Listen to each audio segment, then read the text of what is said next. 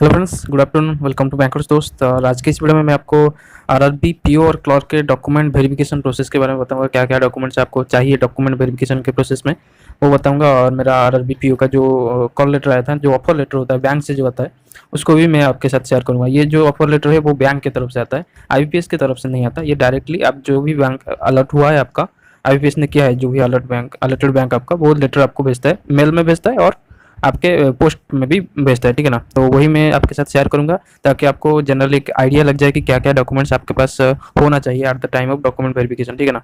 जितना ज़्यादा जल्दी आप इन सारे डॉक्यूमेंट्स को यहाँ पर जो है अरेंज कर लेंगे, इतना ज़्यादा आपके लिए अच्छा होगा। क्योंकि कोई भी चांस नहीं दिया जाता डॉक्यूमेंट वेरिफिकेशन के दिन, कोई चांस नहीं दिया जाता कि आपके पास ये डॉक्यूमेंट नहीं है तो और कभी दे देना। तो फिर यहाँ पर जो है आप पहले से ही अरेंज करके रखेंगे तो टेंशन फ्री होकर डॉक्यूमेंट वेरिफिकेशन प्रोसेस पर जाएंगे। ठीक है ना। आप बैंक में सिलेक्ट हो गए तो कोई डरने की बात नहीं है, लेकिन फिर भी आप जो है सारे डॉक्यूमेंट्स अगर साथ लेकर चलेंगे तो जो है आपका सिलेक्शन जो है फाइनली जो आपका अपॉइंटमेंट लेटर है वो आपको मिल जाएगा। ठीक है। तो चलिए वीडियो को शुरू करते हैं। वीडियो को शुरू करने से पहले अगर सब्सक्राइब नहीं किए तो सब्सक्राइब कर सकते हैं और बेल आइकन पर भी प्रेस कर दीजिए। ठीक है। चलिए यहाँ पर देखते हैं, मैं यहाँ पर दिखा देता हूँ आपको।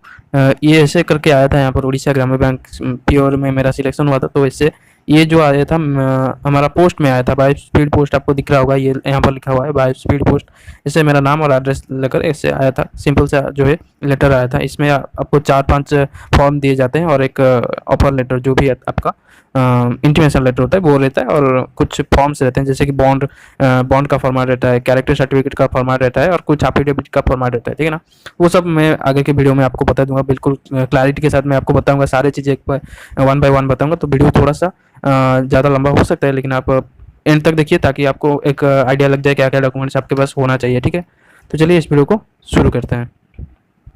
सबसे पहले जो फर्स्ट पेज रहता है आपका कॉल लेटर रहता है, आपका जो भी इंटीमेशन लेटर या फिर कॉल लेटर रहता है वो आपके साथ शेयर कर रहा हूँ। यहाँ पर देखिए, यहाँ पर ऐसे रहता है IBPS roll number, IBPS register. ये फॉर्मेट जो है बैंक वाइज वेरी कर सकता है। ठीक है ना। फोटोग्राफ आपको पेस्ट करना होता है यहाँ पर, और जो भी डॉक्यूमेंट्स है इस लेटर पर आपको लिखा जाता है क्या क्या डॉक्यूमेंट्स लाना होगा। ठीक है ना। तो पहले मैं दिखा देता हूँ आपको इंटीमेशन लेटर। देखिए, आप जनरली बैंक के हेडक्वार्टर में ही होता है डॉक्यूमेंट वेरिफिकेशन, और सारा जो बायोमेट्रिक का प्रोसेस होता है वो डॉक्यूमेंट सारा जो है हेडक्वार्टर में होता है। यहाँ पर देख सकते हैं call letter for biometric document verification and assessment proficiency in Odia language. ठीक है। तो यहाँ पर देख सकते हैं सर्टिफिकेट डॉक्यूमेंट्स रिक्वायर्ड, एक वन बाय वन में आपको बता देता हूँ क्या क्या चाहिए। देखिए, self attested photo copies of the following documents should be self attested. जो भी डॉक्यूमेंट्स आप लेकर जाएंगे वो सेल्फ अटेस्टेड होना चाहिए, या फिर बैंक कोई बैंक कह सकता है आप गैजेटेड ऑफिसर से जो है अटेस्ट कर सकते हैं, लेकिन सेल्फ अटेस्टेड जो है लिखा होता है यहाँ पर, सेल्फ अटेस्ट करेंगे या फिर किसी और से अटेस्ट करेंगे। ठीक है। तो print out of IBPS application. देखिए, आईबीपीएस जो है एप्लीकेशन आपका रीप्रिंट करने के लिए, अगर आप पीओ में सिलेक्ट, जैसे कि मेरा पीओ में सिलेक्शन हुआ था तो इंटरव्यू के पहले जो है लिंक एक्टिवेट हुआ था प्रिंट एप्लीकेशन प्रिंट के लिए। या फिर अगर आपका क्लर्क में सिलेक्शन हुआ है तो आईबीपीएस जो है आपका लिंक एक एक्टिव करता है एप्लीकेशन प्रिंट के लिए। ठीक है ना। जो भी आपने एप्लीकेशन भरा था उसका प्रिंट चाहिए होगा। तो ये हो गया, ये आईबीपीएस ने लिंक जो है एक्टिव कर देगा और वहाँ पर आप डाउनलोड कर सकते हैं, और आपके पास पहले ही है, अगर आपने सेव करके रखा है तो अच्छी बात है। ठीक है। तो बी में जो दूसरा है proof of date of birth. Proof of date of birth में क्या चाहिए होता है आपका एचएससी, जो भी 10th का सर्टिफिकेट, या फिर म्यूनसिपलिटी का जो बार्थ सर्टिफिकेट होता है वो भी चल जाता है। ठीक है। उसके बाद एनओसी फ्रॉम प्रेजेंट एम्प्लॉयर। अगर आप कहीं भी कोई भी पब्लिक सेक्टर और या फिर गवर्नमेंट एंटरप्राइज में काम कर रहे होंगे तो उसका एनओसी चाहिए। प्राइवेट के लिए इतना ज़्यादा जरूरी नहीं है। ठीक है ना। प्राइवेट सेक्टर में अगर जॉब करते हैं तो इतना ज़्यादा ज़रूरी नहीं है, लेकिन अगर आपने फॉर्म में मेंशन किया होगा तो अभी आपको जो है एनओसी लगेगा, नहीं तो एनओसी नहीं चाहिए होगा। ठीक है। फिर भी अगर आप कोशिश करके, अगर आप जॉब कर रहे हैं तो कोशिश कीजिए आप एनओसी ले जाएं। ठीक है। जो भी पब्लिक सेक्टर ऑर्गेनाइजेशन का जैसे कि अगर आप और कोई बैंक में क्लर्क लगे होंगे, आरआरबी पीओ में सिलेक्शन हुआ होगा तो बैंक से आप एनओसी मिल जाता है, आसानी से मिल जाता है। उसके बाद सी में तो हो गया एनओसी। उसके बाद प्रोविजनल सर्टिफिकेट और मार्कशीट और consolidated marksheet of final decree.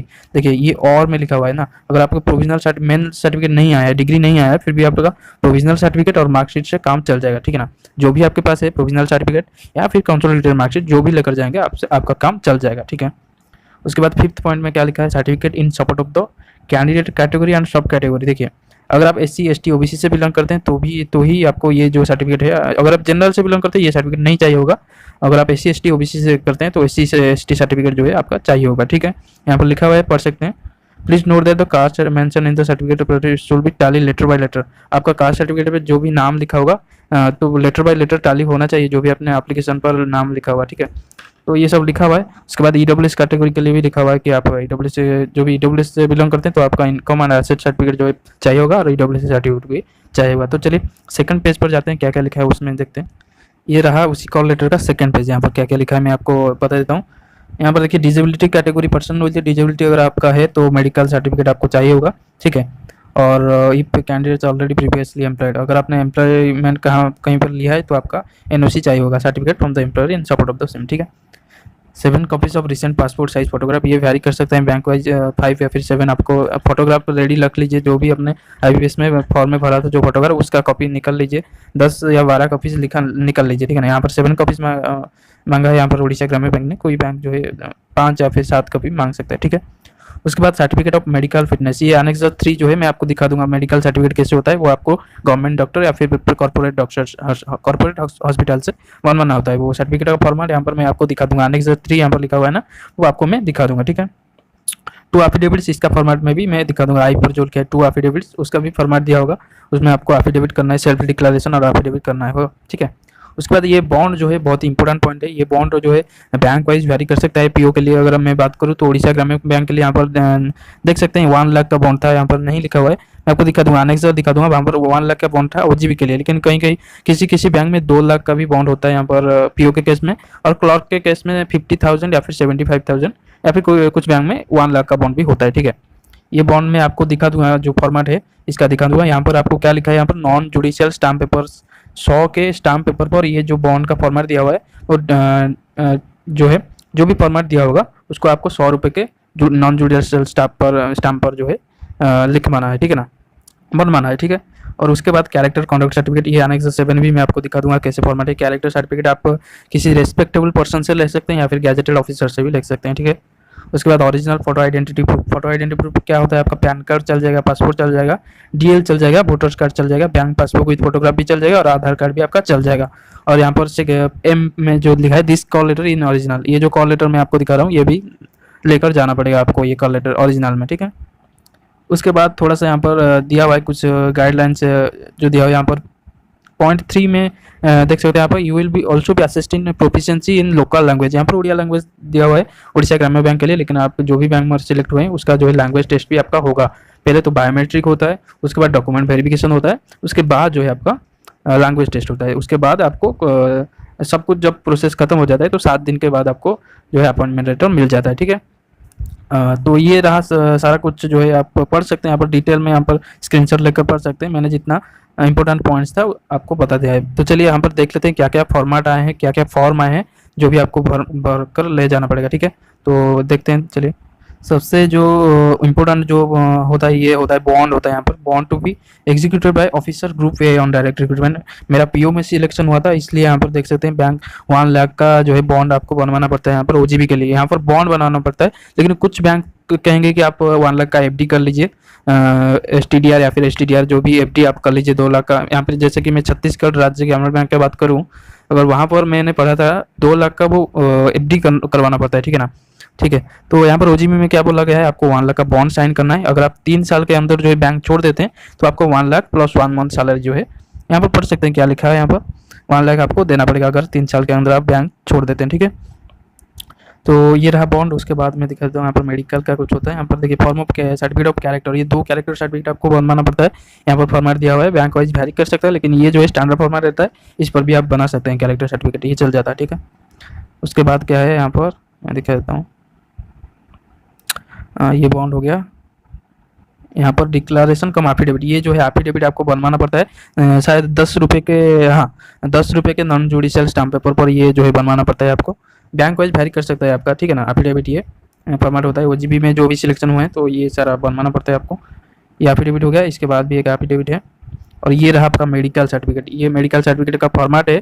यहाँ पर आपको कोई भी गवर्नमेंट डॉक्टर के पास जो भी मेडिकल ऑफिसर होता है उसके पास से बना सकते हैं, ठीक है ना। तो ये मेडिकल सर्टिफिकेट हो गया। तो इतना सारा कुछ बनवाने के बाद आप जो है डॉक्यूमेंट वेरिफिकेशन के लिए कॉल बुलाया जाता है। उसके बाद ये सारे फॉर्म जो है भरकर ले जाना पड़ता है, ठीक है ना। उसके बाद बायोमेट्रिक होता है आपका, डॉक्यूमेंट वेरिफिकेशन होता है, लैंग्वेज टेस्ट होता है और 7 से 15 दिन के अंदर आपको अपॉइंटमेंट लेटर जो है बैंक में मिल जाता है, ठीक है ना। उसके बाद ज्वाइनिंग डेट मिलता है, ज्वाइनिंग लेटर मिलता है, तो आप जो है उसके बाद जो है बैंक जो है जा सकते हैं। जो सबसे इम्पोर्टेंट पॉइंट है वो बॉन्ड का है, और उसके बाद जो है डॉक्यूमेंट्स आपका प्रोविजनल मार्कशीट चल जाएगा, डिग्री चल जाएगा, ये सब आपके पास होना चाहिए, ठीक है ना। ये सब और ये जो मेडिकल सर्टिफिकेट है या फिर एफिडेविट है, कैरेक्टर सर्टिफिकेट है, इसको आप बनवा लीजिए। जब बैंक जो है 15 दिन पहले या फिर 20 दिन पहले ही ये जो इंटीमेशन लेटर या फिर जो मेल में पोस्ट में भिजवाता है, तो आप जैसे ही रिसीव करते हैं उसके बाद तुरंत ही बैंक जो भी फॉर्मेट दिया है उसके साथ ही आप बनवा लीजिए, ठीक है ना, ताकि कोई भी प्रॉब्लम आपका डॉक्यूमेंट वेरिफिकेशन में ना हो, ठीक है। तो ये रहा सारा कुछ आपका डॉक्यूमेंट वेरिफिकेशन का प्रोसेस। आप इस तरह ही आपके बैंक में देखिए, अब रिजल्ट तो डिक्लेयर हो चुका है और कुछ बैंक जो है मेल भी भेज चुके हैं, लेकिन अगर आपका मेल नहीं आया फिर भी आ जाएगा, ठीक है ना। 15-20 दिन लेते हैं और कुछ बैंक जो है 1 वीक के अंदर ही भेज देते हैं मेल। तो जिनका भी नहीं आया होगा बहुत टेंशन मत लीजिए, आपका आ जाएगा, ठीक है। और पीओ का भी रिजल्ट अभी तक नहीं आया है। पीओ के लिए मैं ये जो था मेरा पीओ में सिलेक्शन हुआ था, तो पीओ के लिए ये सब कुछ था, लेकिन क्लर्क में ही सेम ही होता है, बैंक वाइज वैरी करता है, लेकिन यही सब स्टैंडर्ड जो है आपका डॉक्यूमेंट्स रिक्वायर होता है। तो इस वीडियो में इतना ही दोस्तों, बाय बाय। और पीओ का रिजल्ट बहुत जल्द आने वाला है, तो बाय दोस्तों।